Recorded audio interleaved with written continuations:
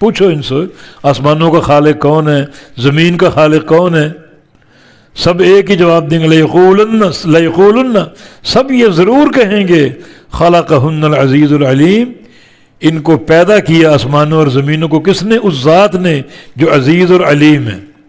عزیز کا معنی غلبے والی اور طاقت والی، اور علیم کا معنی جاننے والی۔ اتنی بڑی مخلوق آسمان اور زمین، ان کی تخلیق علم اور قوت کے بغیر ممکن نہیں ہے۔ اگر علم ہی نہ ہو کہ کیا بنانا ہے تو کیا بناؤ گے، اور قوت ہی نہ ہو بنانے کی تو کیا بناؤ گے؟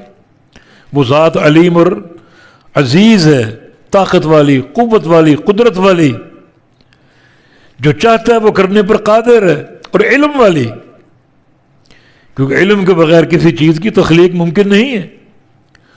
تو کفار قریش اس کا اعتراف کرتے تھے۔ یہ ہے توحید ربوبیت جس کو وہ مانتے تھے۔ آسمانوں کا خالق کون؟ کہتے اللہ۔ زمینوں کا خالق کون؟ اللہ۔ معاملات کی تدبیر کرنے والا کون ہے؟ اللہ۔ آسمانوں کا مالک کون ہے؟ اللہ۔ زمین کا مالک کون؟ اللہ۔ تمہارا مالک کون؟ اللہ۔ تمہاری آنکھوں پر، دلوں پر کس کا تصرف ہے؟ اللہ کا۔ یہ سارا ان کا عقیدہ قرآن میں بیان ہے، اور یہ سارے امور توحید ربوبیت۔ جب اس کو رب مانتے ہو، خالق اور مالک مانتے ہو، تو اس اکیلے کی عبادت کیوں نہیں کرتے؟ پھر ان بتوں کو، ان معبودوں کو اس کا شریک کیوں بنا رکھا ہے تم نے؟ اس کی عبادت کیوں نہیں کرتے؟ تمہارا قومیں توحید ربوبیت کو مانتی تھی،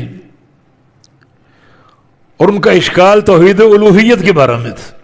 جب پیارے پیغمبر صلی اللہ علیہ وسلم نے قولوا لا الہ الا اللہ کی دعوت پیش کی کہ لا الہ الا اللہ کہو، اس کی الوہیت کو مان لو، اکیلا الہ، اکیلا معبود ہے، تو ان کا جواب ہوتا اجعل الآلہۃ الہا واحدا، اس کا معنی یہ کہ معبود صرف ایک ہی ہے، تو ہمارے یہ معبود کہاں جائیں گے؟ لات و منات عزا کہاں جائیں گے؟ حبول اور نائلہ کہاں جائیں گے؟ بیت اللہ میں نصب 360 بت کہاں جائیں گے؟ یعنی معبود صرف ایک ہی؟ تعجب کرتے ہو، ہاں ایک ہی ہے۔ تو ان کو اشکال توحید الوہیت میں تھا، ربوبیت میں نہیں۔ اور آج بھی لوگ اپنے آپ کو موحد کہتے ہیں، اور ان کی توحید کا سارا دائرہ کار جو ہے وہ توحید ربوبیت ہے۔ خالق کون ہے، مالک کون ہے، بلکہ لا الہ الا اللہ کا معنی بھی غلط کرتے ہیں۔ سب کچھ اللہ تعالیٰ سے ہونے کا یقین اور غیر اللہ سے کچھ نہ ہونے کا یقین، یہ لا الہ الا اللہ کا معنی نہیں ہے۔ یہ کلمہ الوہیت کی توحید کا کلمہ ہے، ربوبیت کا نہیں۔